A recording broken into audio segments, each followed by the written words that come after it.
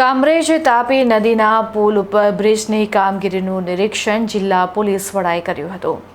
Vadodara national highway 48 પર આવતા મોટા વાહનો કિમ 4 રસ્તાથી બારડોલી તરફ જતા એક્સપ્રેસને ખુલ્લો મૂકવામાં આવ્યો છે।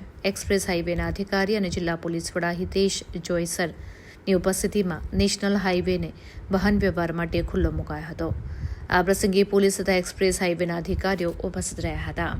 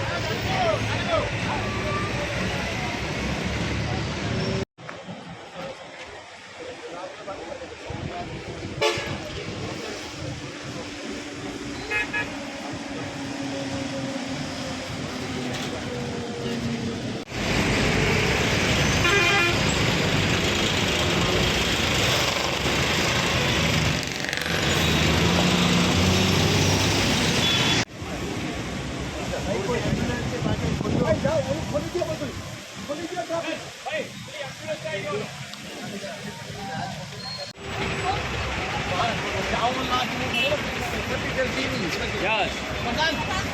Sarji, good morning.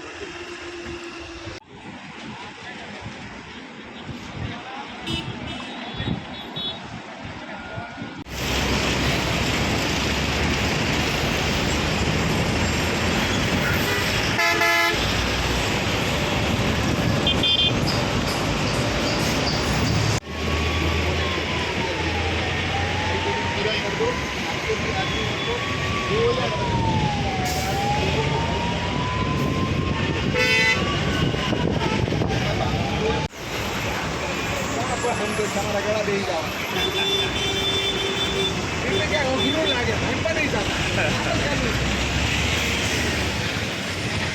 આપણે સૌ જાણીએ છીએ એ રીતે તાપી નદીના બ્રિજ ઉપર અહીં નેશનલ હાઈવે 48 ઉપર જે લોખંડની પ્લેટ મૂકવામાં આવેલી છે અને બ્રિજમાં જે કરેક્ટિવ વર્ક જે સમારકામ કરવાનું છે એના અનુસંધાને માનનીય કલેક્ટરશ્રી દ્વારા 30 દિવસ બ્રિજ બંધ રહે એ માટેનું જાહેરનામું બહાર પાડવામાં આવેલું છે. એ અનુસંધાને નેશનલ હાઈવે ઓથોરિટી ઓફ ઇન્ડિયાના પ્રોજેક્ટ ડિરેક્ટર અને એમની તમામ ટીમ સાથેની અત્યારે હાલ તૈયારીઓ એડવાન્સ સ્ટેજમાં પહોંચી ગયેલી છે. આપ સૌના માધ્યમથી મારે અહીં સુરત શહેર સુરત જિલ્લાના તમામ નાગરિકો તથા અહીં નેશનલ હાઈવે 48 પર પસાર થતા તમામ વાહન ચાલકો, ટ્રાન્સપોર્ટ એસોસિએશનો, તમામ સ્ટેક હોલ્ડર્સને જણાવવા માંગુ છું કે ટૂંક સમયમાં જ NH48 પરનું જે તાપી નદીનો બ્રિજ સુધીનો જે રસ્તો છે, રાજ હોટલ સુધીનો રસ્તો છે, એ સદંતર બંધ કરી દેવામાં આવશે. તો જે લાઇટ મોટર વ્હીકલ છે જે સુરત શહેરમાં જવા માંગતા હોય એ અંકલેશ્વર, હાંસોટ, ઓલપાડ થઈને લાઇટ મોટર વ્હીકલ આવી શકશે. પછી પીપોદરા, કિમ બાજુથી પણ લાઇટ મોટર વ્હીકલ આવી શકશે. રાજ હોટલથી સુરત સિટીમાં જઈ શકશે. એનાથી આગળ રાજ હોટલથી આગળ કોઈ પણ વાહનને જવા દેવામાં નહીં આવે. અત્યારે તમામ પ્રકારે સાઇનેજીસ, પબ્લિક એડ્રેસ સિસ્ટમ એ બધી તમામ તૈયારીઓ કરવામાં આવી રહેલી છે. અને જે ડાયવર્ઝન છે એ આપ સૌ પણ મેક્સિમમ એને પબ્લિસિટી આપી અને લોકો સુધી પહોંચાડો. શરૂઆતના તબક્કે આ બહુ હજારોની સંખ્યામાં 25,000 જેટલા વાહનો દરરોજ 25,000 થી 30,000 વાહનો પસાર થાય છે. એ શરૂઆતના તબક્કે થોડી ઘણી જે પણ તૈયારીઓ કરવાની હશે અને લોકોને પણ જે ગેરસમજ કે કોઈ પ્રકારે એ બાબતનું નોલેજ નહીં હોય એ બાબતની પણ પૂરી તૈયારીઓ પોલીસ દ્વારા કરવામાં આવી રહેલી છે કે મેક્સિમમ કઈ રીતે લોકોને ઝડપથી આ મેસેજ આપણે પહોંચાડી શકીએ. ઇન શોર્ટ, અહીં જે કિમથી જે નેશનલ એક્સપ્રેસ વે 4 જે સ્ટોપ ગેપ અરેન્જમેન્ટ ભારત સરકાર અને ગુજરાત સરકાર દ્વારા જે ચાલુ કરવામાં આવી રહેલ છે એના ઉપર હાલ કોઈ પણ પ્રકારનું ટોલ પણ લેવામાં નથી આવતો. એટલે સીધા અહીંથી એક્સપ્રેસ વેથી થઈ અને એના માં નીકળવામાં આવશે અને એનાથી પાછા વાહન ચાલકો NH48 ઉપર જઈ શકશે. ત્યાં પણ બધી તૈયારીઓ કરી દેવામાં આવેલી છે.